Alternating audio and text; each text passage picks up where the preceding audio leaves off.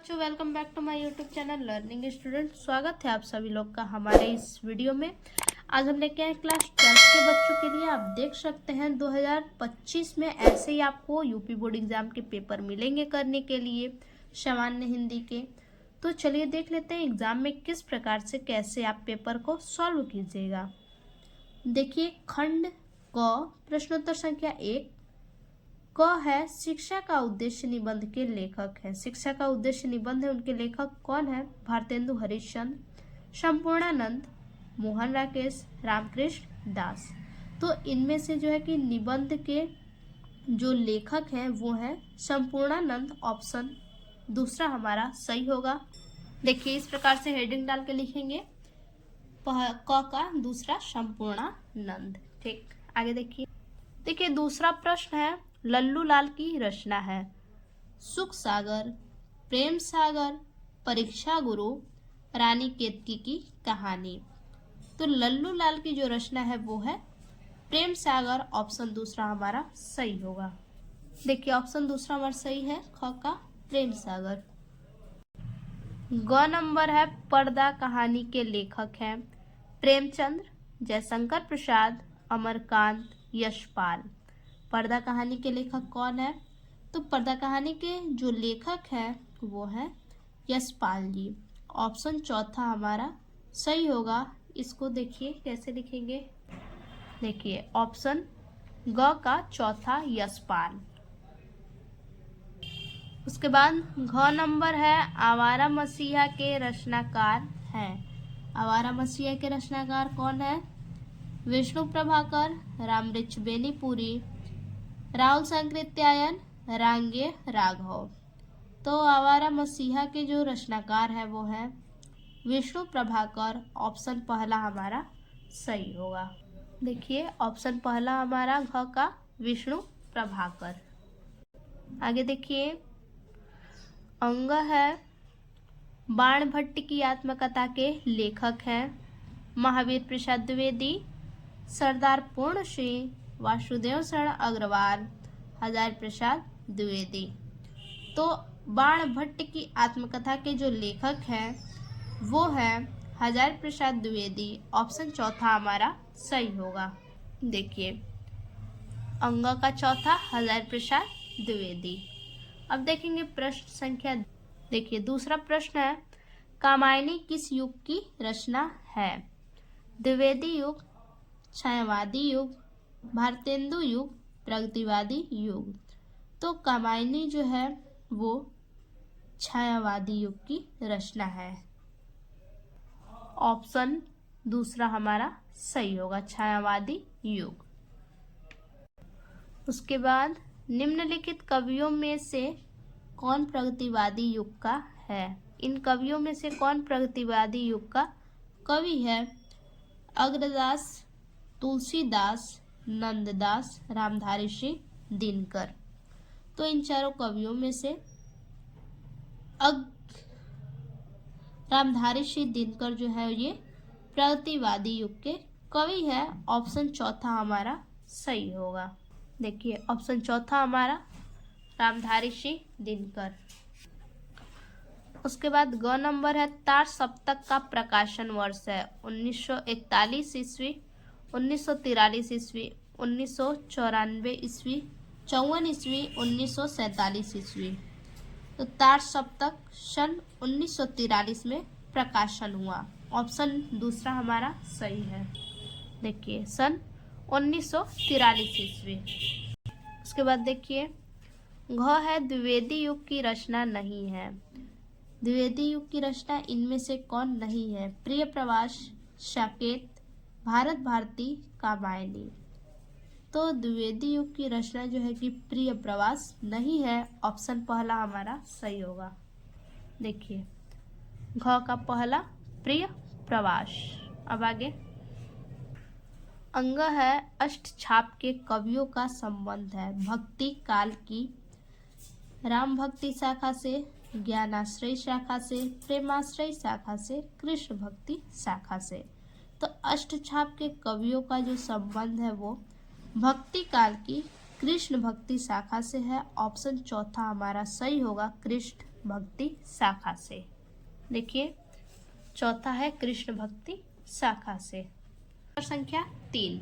देखिए प्रश्न संख्या तीसरा है, दिए गए गद्यांश आधारित निम्नलिखित प्रश्नों का उत्तर दीजिए। इस गद्यांश पर आधारित जो प्रश्न है इनका उत्तर देना है। ठीक, तो क्या बोला है कि धरती माता की कोख में जो अमूल्य निधियां भरी हैं जिसके कारण वह वसुंधरा कहलाती है, उससे कौन परिचित न होना चाहेगा।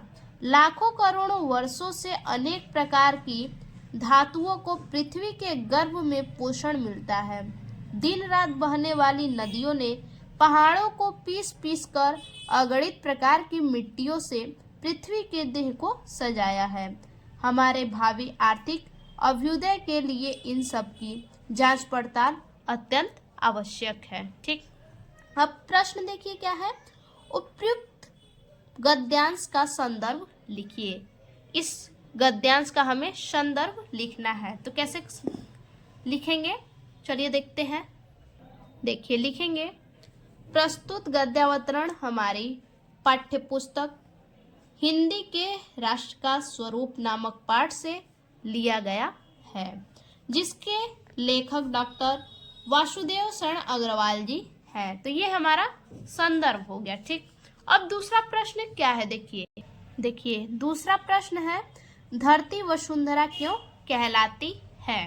तो देखिए इसका उत्तर यहाँ पे लिखा हुआ है, इसी में से हमें छांट के लिखना है। देखिए, धरती माता की कोख में जो अमूल्य निधियां भरी है जिसके कारण वह वसुंधरा कहलाती है। क्या है, धरती वसुंधरा क्यों कहलाती है, तो हमारा उत्तर यही होगा कि धरती माता की कोख में जो अमूल्य निधियां भरी हैं जिनके कारण वह वसुंधरा कहलाती है। देखिए, धरती माता की कोख में जो अमूल्य निधियां भरी हैं जिसके कारण वह वसुंधरा कहलाती हैं। अब तीसरा प्रश्न देखिए आगे है, रेखांकित अंश की व्याख्या कीजिए। ये जो रेखांकित अंश है, धरती माता की कोख में जो अमूल्य निधियां भरी हैं जिसके कारण वह वसुंधरा कहलाती हैं, उससे कौन परिचित न होना चाहेगा। इसका हमें क्या करना है, अपने शब्दों में इसकी व्याख्या करना है कि ये गद्य का जो लाइन है रेखांकित, ये क्या कहना चाहता है। तो देखिए रेखांकित अंश की व्याख्या, लेखक ने कहा है कि धरती माता की कोख में जो अमूल्य रत्न भरे पड़े हैं, इन्हीं रत्नों के कारण पृथ्वी का एक नाम वसुंधरा भी है। बहुमूल्य रत्न, धातुएं व खनिज पदार्थ, अन्न, फल, जल और इसी प्रकार की असंख्य अनमोल वस्तुएं जिन्हें भूमि अपने आंचल में छिपाए रहती है, इससे हमारा प्रगाढ़ परिचय होना ही चाहिए। तो ये हमारा है रेखांकित अंश की व्याख्या। इस प्रकार से आप अपने लिखेंगे कि जो धरती माता के कोख में जो अमूल्य रत्न भरे हुए हैं, जो अमूल्य निधि भरी हुई है, वो क्या है, उन्हीं रत्नों के कारण ही इनका नाम क्या रखा हुआ है, वसुंधरा। उन्हीं रत्नों के कारण इनका नाम वसुंधरा है। तो इसी प्रकार से आपको अपने शब्दों में लिखना है।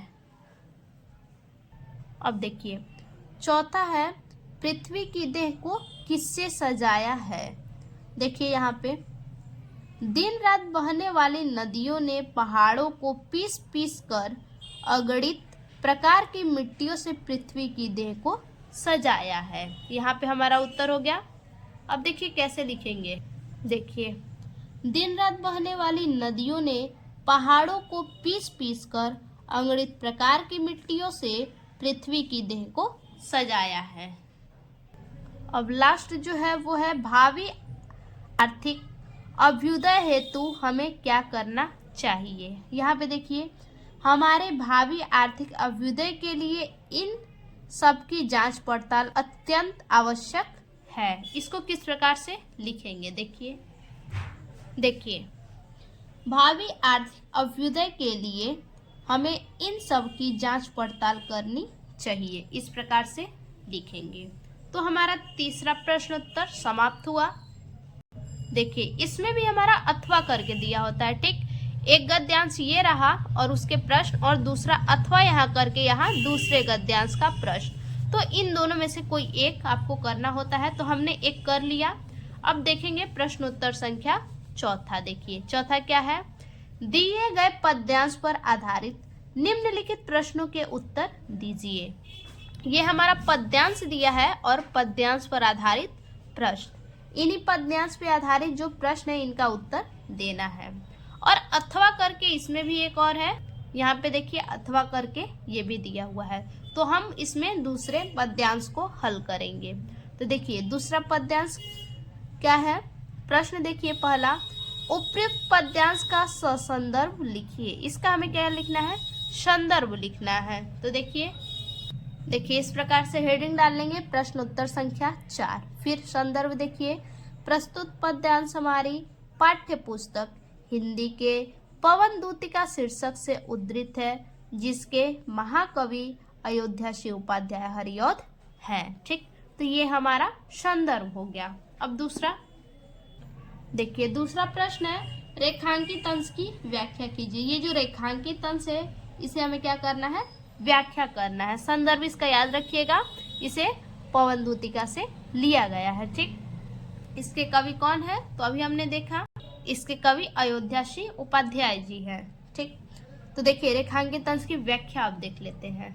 देखिए, हे पवन, यदि रास्ते में थोड़ी सी भी थकी स्त्री दिखाई दे तो उसे गोद में लेकर उसे चारों ओर से घेर कर उसकी थकान मिटा देना, जिससे कि उसके सूखे होठ और मुरझाया हुआ कमल सदृश मुख प्रफुल्लित हो उठे। अब देखिए हमारा रेखांकित अंश की व्याख्या हो गया, जो थोड़ी सी श्रमिक वह गोद ले श्रांति खोना, होठों की और कमल मुख की मलानताएं मिटाना। ठीक, अब देखिए तीसरा है, राधा लज्जाशील पथिक महिला के विषय में क्या कहना चाहती है। तो देखिए क्या कहना चाहती है, देखिए नायिका पवन से लज्जाशील महिला के प्रति स्नेह एवं प्रेम का आचरण अपनाने के लिए कहते हुए कहती है कि यदि उसे मार्ग में कोई लज्जाशील महिला मिले, किसे, पवन को अगर कोई मार्ग में लज्जाशील महिला मिले तो वह उसके वस्त्रों को न उड़ाए। यदि वह उसे थोड़ी थकी हुई लगे तो उसे अपनी गोद में लेकर उसकी थकान और मुख की मलिनता को हर लेना। देखिए अब अगला प्रश्न क्या है, होठों की और कमल मुख में अलंकार बताइए। तो देखिए होठों की और कमल मुख में अनुप्रास अलंकार है। ठीक, अब अगला प्रश्न देखिए, आखिरी जो है 5 नंबर, वो है जलद और कृषक ललना का अर्थ बताइए। इनमें हमें जलद और कृषक ललना का अर्थ बताना है। ठीक, देखिए कृषक ललना यहाँ पे और जलद हमारा कहाँ पे है,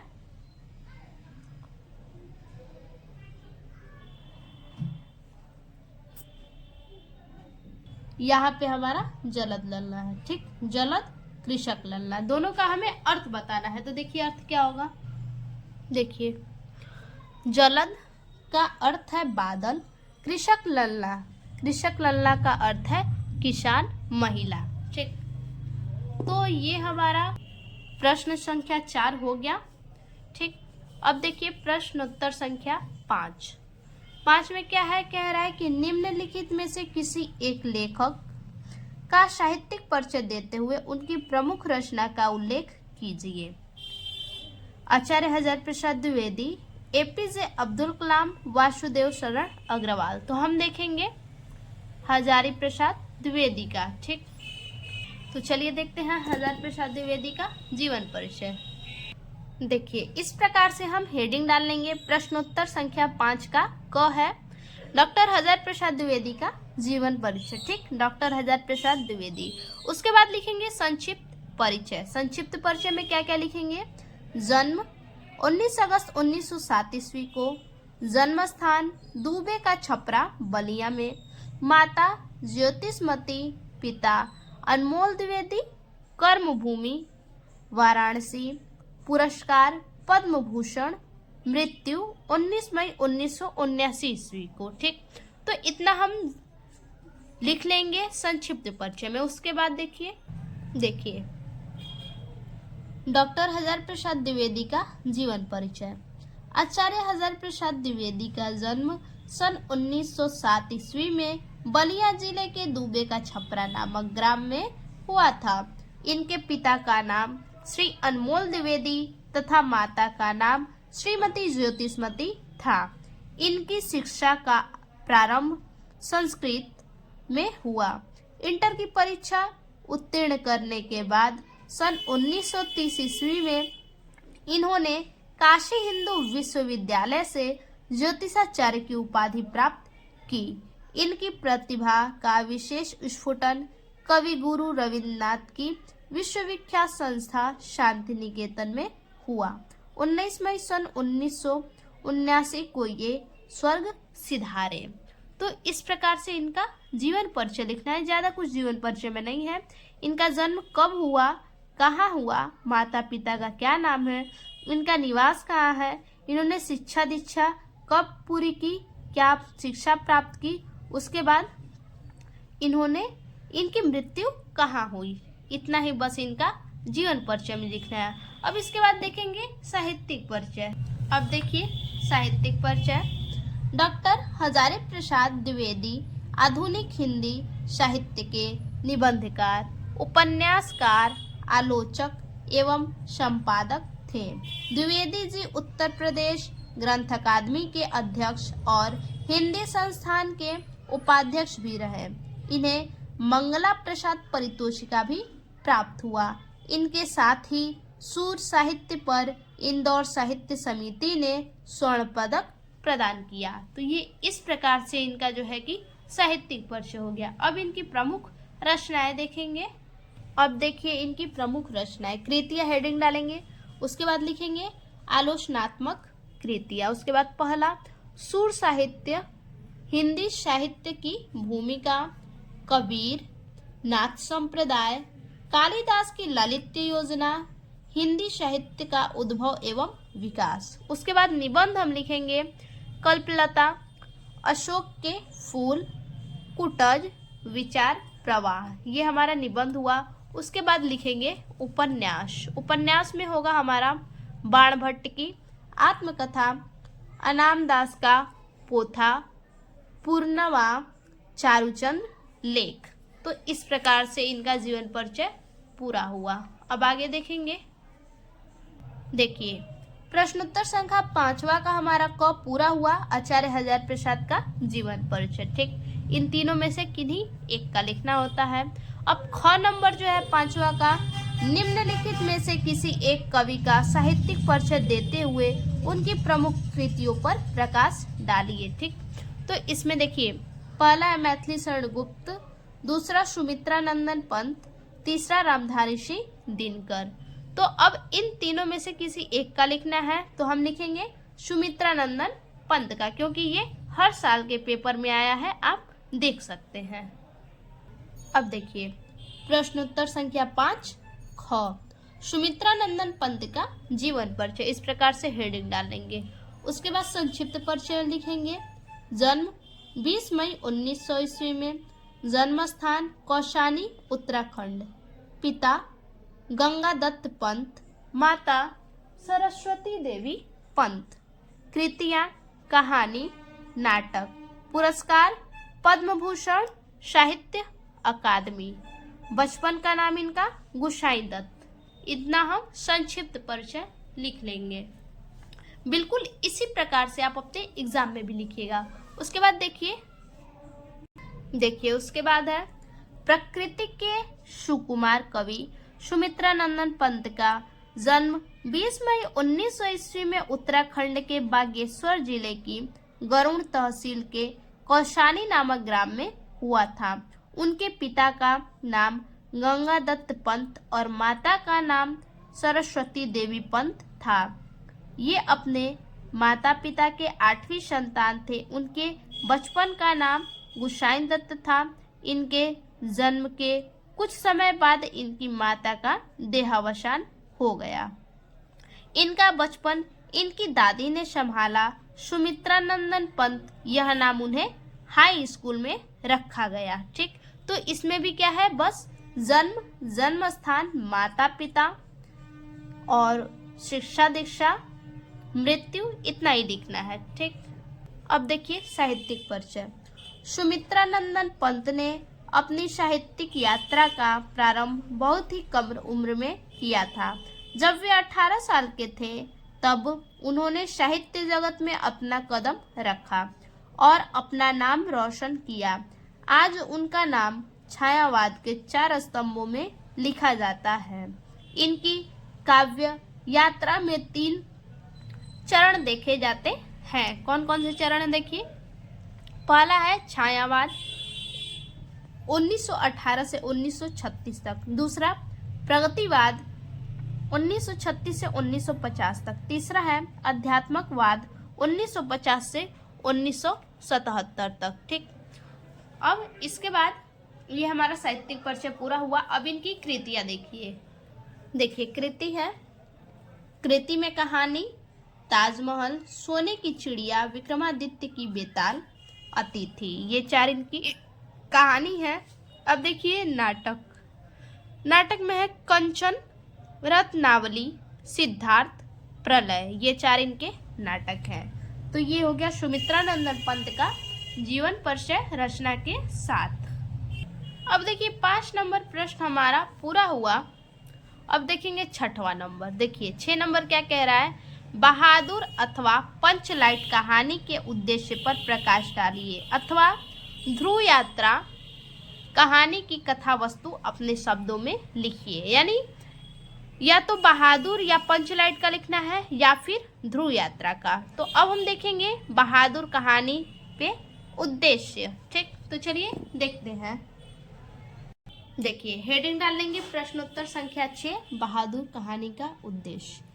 अब देखिए अमर कांजी द्वारा लिखित कहानी बहादुर एक निम्न एवं मध्यवर्गीय समाज में नौकर के साथ परिवारजनों के द्वारा किए गए अत्यधिक कठोर एवं असभ्य व्यवहार की कहानी है।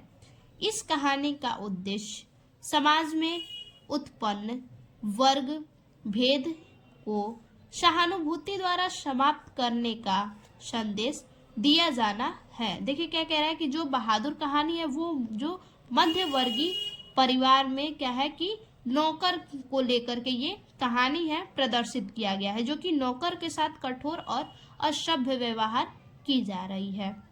इस कहानी का उद्देश्य समाज में उत्पन्न वर्ग भेद को सहानुभूति द्वारा समाप्त करने का संदेश दिया जाना है, कि इससे क्या किया जाए कि समाज में सहानुभूति के द्वारा समाप्त किया जाए। आधुनिक समाज झूठे प्रदर्शन और शान शौकत में विश्वास करता है। जो समाज है वो झूठे प्रदर्शन में, झूठे शान शौकत में क्या करता है, विश्वास करता है, दिखावा करता है। कहानी ने निम्न वर्ग के प्रति सहानुभूति रखते हुए मध्य वर्ग के लोगों की स्थिति की वास्तविकता को समझा है। मालिक द्वारा झूठी चोरी के इल्जाम में पीटे जाने पर, मालिक के द्वारा झूठी चोरी के इल्जाम में जो बच्चा पीटा जाता है उसके पीटे जाने पर, इल्जाम के पीटे जाने पर घर छोड़कर चला जाता है। वो क्या करता है, झूठा इल्जाम उस बच्चे पे लगाया जाता है जिससे कि उसे बहुत कष्ट होता है और इस कारण वो घर छोड़ करके चला जाता है, जिससे परिवार के सभी लोग अपनी भूल स्वीकार कर लेते हैं। भूल स्वीकार करके सब लोग पश्चाताप करने लगते हैं कि उन लोगों ने उसके साथ ऐसा क्यों किया और स्वयं को दोषी समझते हैं। कहानीकार का संदेश है कि मानवीय सहानुभूति के आधार पर ही वर्ग भेद अर्थात उच्च नीच की भावना को समाप्त किया जाए, जातिवाद को समाप्त किया जाए। कहानी का मुख्य उद्देश्य यही है कि जातिवाद को समाप्त किया जाए और हर किसी को सम्मान की दृष्टि से देखा जाए। तो हमारा प्रश्न संख्या 6 समाप्त हुआ। अब 7 देखिए 7 नंबर प्रश्न जो है, स्वपठित खंड काव्य के आधार पर किसी एक खंड के एक प्रश्न पत्र का उत्तर दीजिए। एक प्रश्न का उत्तर देना है, ठीक। तो ये आपके जिला वाइज करके आता है कि आपके गाजीपुर जिले में कौन सा है, आप उसे लिखेंगे, ठीक। तो देखिए अब गाजीपुर जिले में कौन सा इन दोनों में से नहीं है कोई। देखिए रश्मि रथी भी नहीं है, मुक्ति यज्ञ नहीं है, त्यागपति, त्यागपति हमारे गाजीपुर जिले में है, ठीक। त्यागपति क्या, त्यागपति खंड काव्य की कथा वस्तु संक्षेप में लिखिए अथवा त्यागपति खंड काव्य के आधार पर हर्षवर्धन का चरित्र चित्रण कीजिए। यानी दोनों में से कोई एक करना है, तो हम करेंगे त्यागपति खंड काव्य के आधार पर हर्षवर्धन का चरित्र चित्रण। तो देखिए इस प्रकार से हेडिंग डाल लेंगे, प्रश्नोत्तर संख्या 7 हर्षवर्धन का चरित्र चित्रण। श्रेष्ठ शासक हर्षवर्धन किस प्रकार से श्रेष्ठ शासक थे। महाराज हर्षवर्धन एक श्रेष्ठ शासक हैं। उनके राज्य में प्रजा को किसी भी प्रकार की कोई समस्या का सामना नहीं करना पड़ता था। महाराज हर्षवर्धन जो थे, उनकी जो प्रजा थी वो अपनी प्रजा को किसी प्रकार की समस्या का सामना करने नहीं देते थे। महाराज हर्षवर्धन ने अपना संपूर्ण जीवन प्रजा के हितार्थ में समर्पित कर दिया। महाराज हर्षवर्धन जो है वो अपना संपूर्ण जीवन जो है कि प्रजा के हित में समर्पित कर दिए। इस प्रकार से जो है कि हर्षवर्धन श्रेष्ठ शासक कहलाए। अब देखिए पराक्रमी योद्धा किस प्रकार से पराक्रमी योद्धा कहलाए। महाराज हर्षवर्धन एक पराक्रमी योद्धा थे और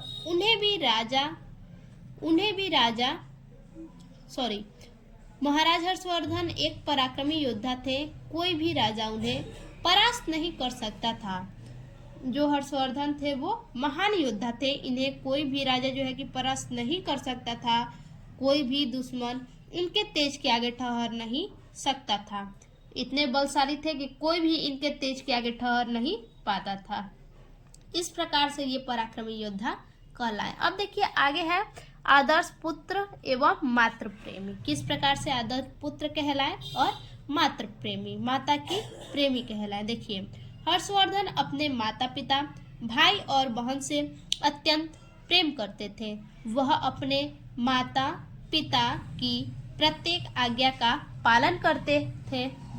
वह हमेशा अपने माता पिता, भाई बहन का सामना करते थे। देखिए हर्षवर्धन जो है कि माता पिता और भाई बहन को अत्यंत जो है कि प्रेम किया करते थे।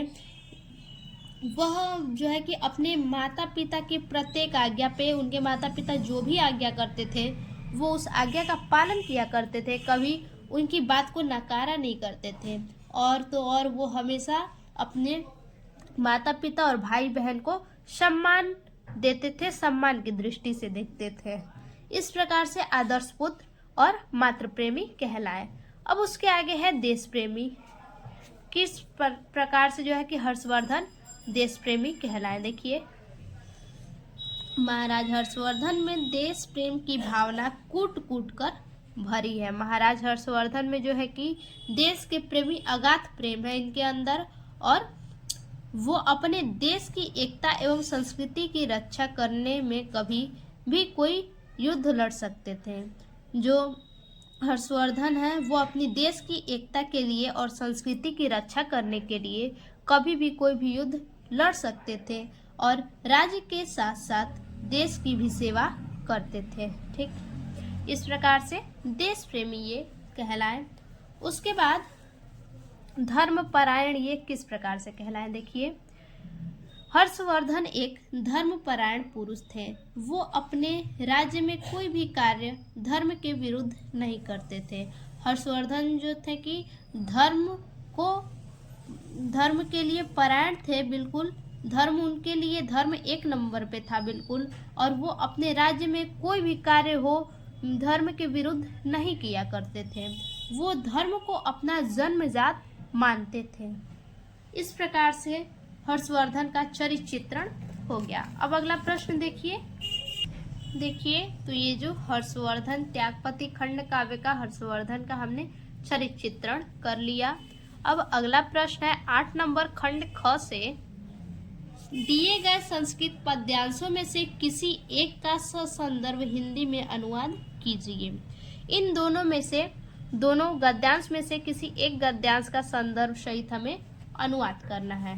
तो चलिए देखते हैं। सबसे पहले देखिए अनुवाद ये किस चैप्टर से लिया गया है, तो हमारे ट्वेल्थ का जो बुक है हिंदी का संस्कृत दिग्दर्शिका, उसमें से महामना मालवीय पाठ से इसे लिया गया है। ठीक, तो लिखेंगे प्रस्तुत गद्यांश हमारी पाठ्य पुस्तक हिंदी के संस्कृत दिग्दर्शिका के महामना मालवीय पाठ से उद्धृत है। ठीक, उसके बाद अनुवाद करेंगे। देखिए अनुवाद किस प्रकार से करेंगे, आप खुद ही इसका अर्थ निकालिए। देखिए महामना विद्वान वक्ता, महामना एक विद्वान वक्ता, धार्मिको नेता धार्मिक नेता, पटु पत्रकारस शासित, यानी धार्मिक नेता और कुशल पत्रकार थे।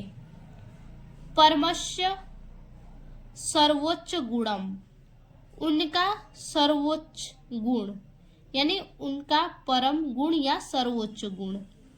जन सेवा आसित, जन सेवा ही था, उनका सर्वोच्च गुण जन सेवा ही था।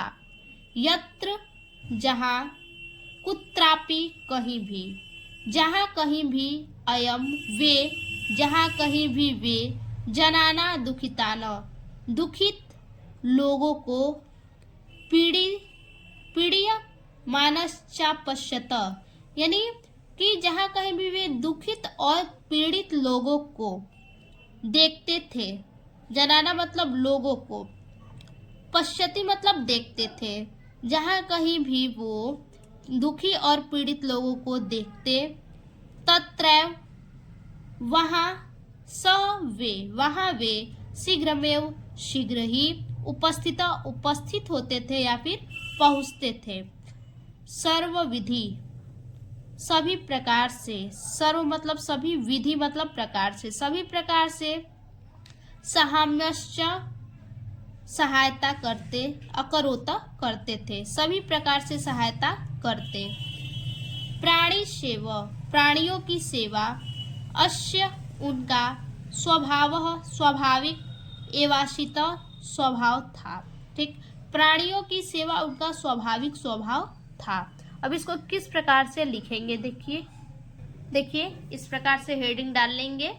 संदर्भ लिखेंगे प्रस्तुत गद्यांश हमारी पाठ्य पुस्तक हिंदी के संस्कृत दिग्दर्शिका के महामना मालवीय नामक पाठ से उद्धृत है। ठीक, अब देखिए अनुवाद महामना एक महान विद्वान, वक्ता, धार्मिक नेता और कुशल पत्रकार थे। उनका सर्वोच्च गुण जनसेवा ही था। जहाँ कहीं भी वे दुखी और पीड़ित लोगों को देखते, वहाँ वे शीघ्र ही पहुँच जाते और हर प्रकार की सहायता करते। प्राणियों की सेवा उनका स्वाभाविक स्वभाव था।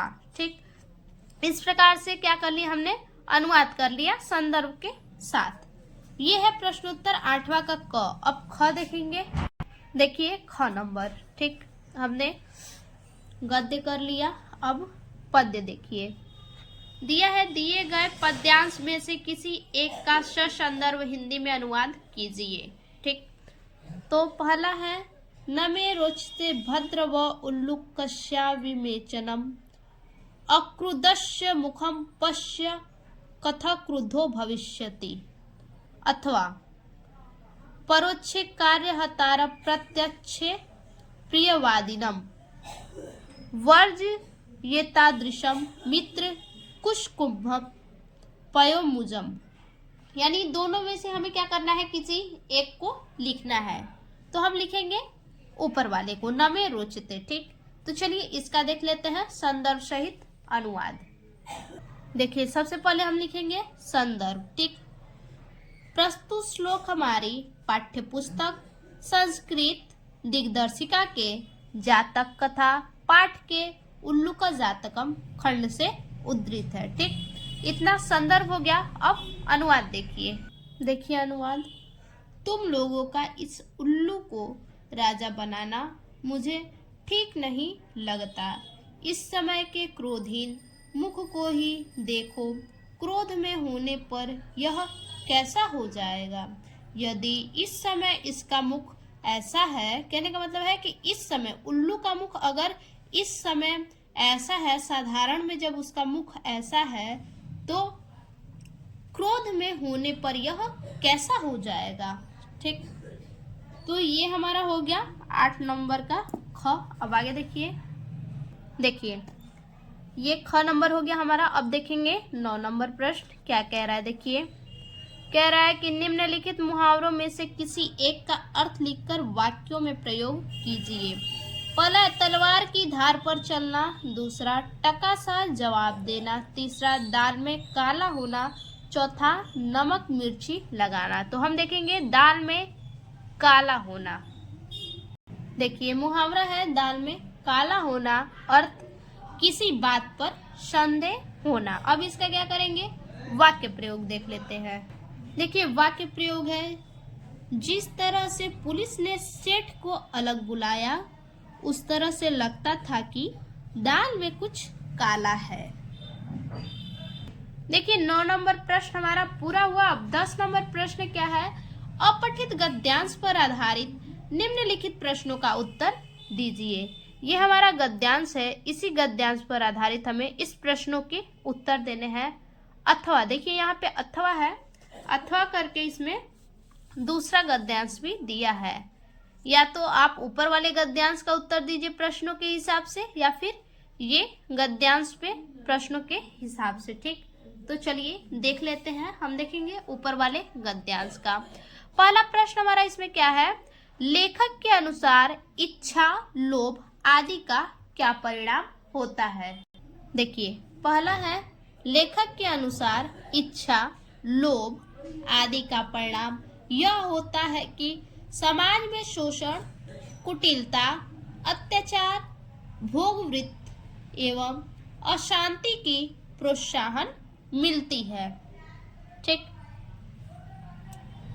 देखिए इसका उत्तर जो हमने अभी इसका उत्तर बताया यहाँ पे भी है। देखिए वास्तव में इच्छा, असंतोष, लोभ आदि के कारण समाज में शोषण, कुटिलता, अत्याचार, भोगवृत्ति एवं अशांति को प्रोत्साहन मिला है। ठीक, हम दूसरा प्रश्न क्या है, आदर्शों की रक्षा के लिए सत्पुरुष का क्या रुख होना चाहिए।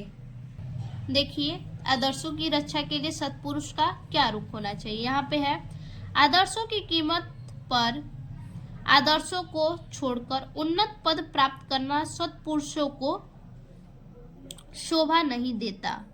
ठीक, सत्पुरुष उज्जवल भविष्य की योजना बनाकर प्रयत्न करते हुए महर्षि आदर्शों को आंखों से ओझल नहीं होने देते हैं। ठीक, तो यहाँ चलिए देख लेते हैं। देखिए आदर्शों की रक्षा के लिए सत्पुरुष का रुख यह होना चाहिए कि वह आदर्शों को कभी नहीं छोड़े और उन्हें प्राप्त करने के लिए निस्वार्थ और इच्छा मुक्त होकर काम करे। ठीक, अब तीसरा प्रश्न देख लेते हैं। देखिए तीसरा प्रश्न है, इच्छाओं का उदात्तीकरण का अर्थ स्पष्ट कीजिए। तो चलिए देखते हैं। देखिए इच्छाओं का उदात्तीकरण का अर्थ यह है कि अपनी इच्छाओं को नियंत्रित करना और उन्हें उच्च और पवित्र उद्देश्यों के लिए उपयोग करना।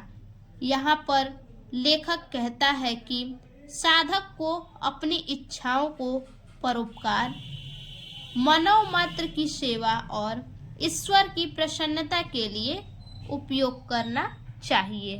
ठीक, अब देखिए अगला प्रश्न हमारा 10 नंबर हो गया। 11 नंबर देखिए, 11 नंबर है, निम्नलिखित शब्द युग्म का सही चयन करके लिखिए।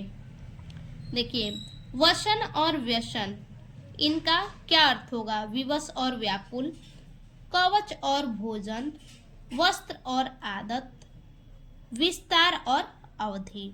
तो इनमें से कौन सा ऑप्शन सही होगा। तो देखिए वसन मतलब वस्त्र होता है, यानी वस्त्र हमारा पहले है और दूसरा नहीं पता है तो देख लीजिए आदत। व्यसन मतलब हो जाएगा आदत, तो पहला का हमारा सी ऑप्शन सही होगा।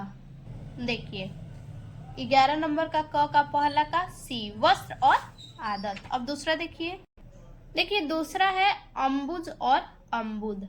अम्बुज मतलब कमल होता है और अम्बुद मतलब बादल। तो ठीक दूसरे का हमारा ये भी सी होगा, कमल और बादल। देखिए दूसरे का सी, कमल और बादल। अब देखिए 12 नंबर का ख, क्या कह रहा है, निम्नलिखित शब्दों में से किसी एक शब्द के दो अर्थ लिखिए। इन चारों में से किसी एक के दो अर्थ लिखने हैं। अंबर, पट, विधि, नाग। तो क्या होगा, अंबर का लिखेंगे, अंबर का क्या हो जाएगा, वस्त्र और आकाश। अंबर का, ठीक, अंबर मतलब क्या होता है, आकाश भी होता है और अंबर मतलब वस्त्र भी होता है। तो देखिए प्रश्नोत्तर संख्या 11 का ख, अंबर का आकाश और वस्त्र। अब देखिए ग नंबर है, निम्नलिखित वाक्यांशों के लिए एक शब्द का चयन करके लिखिए।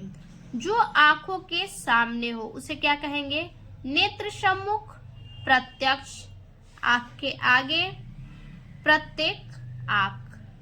तो जो आंख के सामने हो उसे प्रत्यक्ष कहेंगे, यानी पहला का हमारा ऑप्शन बी होगा। देखिए ऑप्शन पहला का हमारा बी, प्रत्यक्ष। अब देखिए उसके बाद आगे है, जानने की इच्छा रखने वाला, जानकार, ज्ञानी, जिज्ञासु, बुद्धिमान। तो जानने की इच्छा रखने वाला जिज्ञासु, ऑप्शन सी हमारा सही होगा। देखिए ऑप्शन सी जिज्ञासु। अब देखिए उसके बाद आगे है घ नंबर, निम्नलिखित में से किन्हीं दो वाक्यों को शुद्ध करके लिखिए। पहला वाक्य है, तुम तो कुर्सी पर बैठे हो। तो इसका क्या बनेगा शुद्ध वाक्य, तुम कुर्सी पर बैठे हो। उसके बाद दूसरा, इस सरोवर में अनेकों कमल खिले हैं। तो इसका क्या बनेगा, सरोवर में अनेक कमल खिले हैं। देखिए कुर्सी पर बैठे हो, तुम कुर्सी पर बैठे हो, और दूसरा सरोवर में अनेक कमल खिले हैं। देखिए ये हमारा घ तक हो गया। अब देखेंगे प्रश्नोत्तर संख्या 12, वीर रस अथवा हास्य रस की स्थायी भाव के साथ उदाहरण अथवा परिभाषा लिखिए। तो चलिए, वीर रस अनुभाव, विभाव तथा संचारी भाव के संयोग से पूर्णता को प्राप्त होने वाली उत्साह नामक स्थायी भाव से वीर रस की उत्पत्ति हुई है। उदाहरण, रणवीर चौकड़ी भर भर के चेतक भरा निराला था, राणा प्रताप के घोड़े को पड़ गया हवा का पाला था। यहाँ पे प्रताप है, सही कर लीजिएगा। ठीक, अब अगला प्रश्न देखते हैं। देखिए अगला प्रश्न है ख नंबर, श्लेष अथवा उत्प्रेक्षा अलंकार का लक्षण अथवा उदाहरण लिखिए। ठीक, तो देखेंगे उत्प्रेक्षा अलंकार। देखिए जहाँ उपमेय में उपमान की संभावना प्रकट की जाती है वहाँ उत्प्रेक्षा अलंकार होता है। जैसे उदाहरण, नेत्र मानो कमल है। ठीक, नेत्र मानो कमल है, ऐसा संभावना जताया जा रहा है कि नेत्र मानो जैसा कि कमल हो। अब देखिए उसके बाद अगला है, दोहा अथवा सोठा छंद का मात्रा सहित लक्षण तथा उदाहरण दीजिए। तो चलिए दोहा देखते हैं। देखिए यह एक अर्धसममात्रिक छंद है, इनमें 4 चरण होते हैं। पहले और तीसरे चरण में 13-13 मात्राएं, दूसरे और चौथे चरण में 11-11 मात्राएं होती हैं। उदाहरण देखिए, रहीमन पानी राखिए, बिनु पानी सब सून, पानी गए न उबरे, मोती मानुष चून। अब इसका मात्रा सहित देख लीजिए। रहीमन पे 4 मात्रा है, पानी पे भी 4, राखिए 5, यानी 4 4 8 5 13। पहले में 13 है, दूसरे में बिनु पर 2, पानी पर 4 4 2 6, सब पर 2 6 2 8 और शून्य पर 3 8 3 11, यानी दूसरे चरण में 11 मात्रा है। तीसरे में पानी में 4 मात्रा, गए में 3 मात्रा, 4 3 7, 9 में 1 मात्रा 8, उबरे में 5 मात्रा, 8 5 13, यानी तीसरे में 13 मात्रा। चौथे में देखिए, मोती मानुष चून, मोती में 4 है, मानुष में 4 है, 4 4 8 और चून में 3 है, 8 3 11, यानी चौथे चरण में 11 मात्रा है। ऐसे पहले और तीसरे में 13-13 मात्रा, दूसरे और चौथे में 11-11 मात्रा।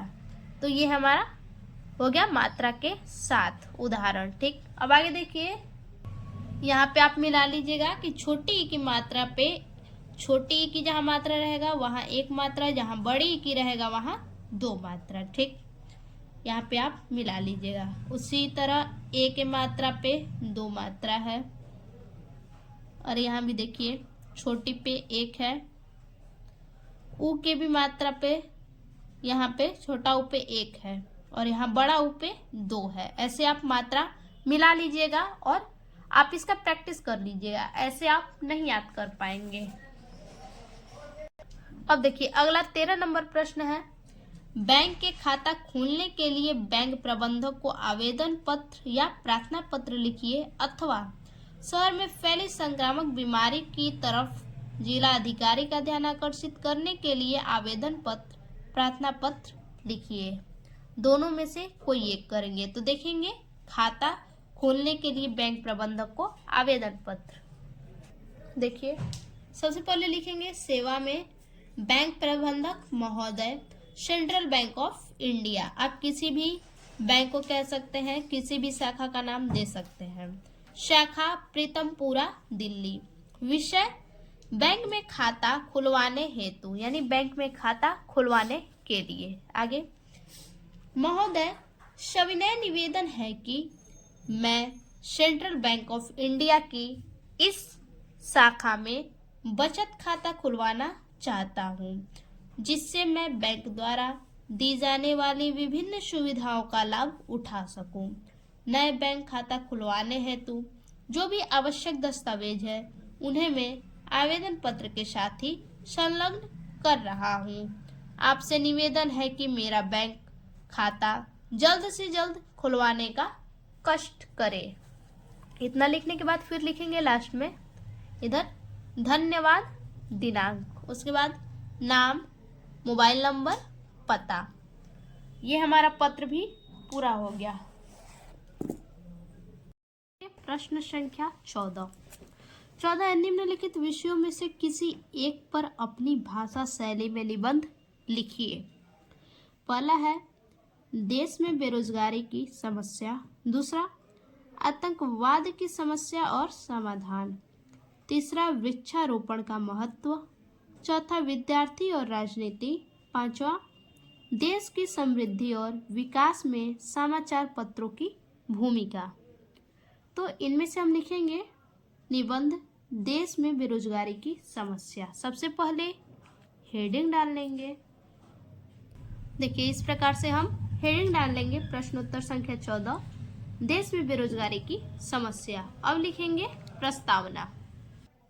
देखिए प्रस्तावना, बेरोजगारी एक व्यापक सामाजिक आर्थिक चुनौती है। बेरोजगारी जो है वो सामाजिक चुनौती है, आर्थिक भी और व्यापक भी है।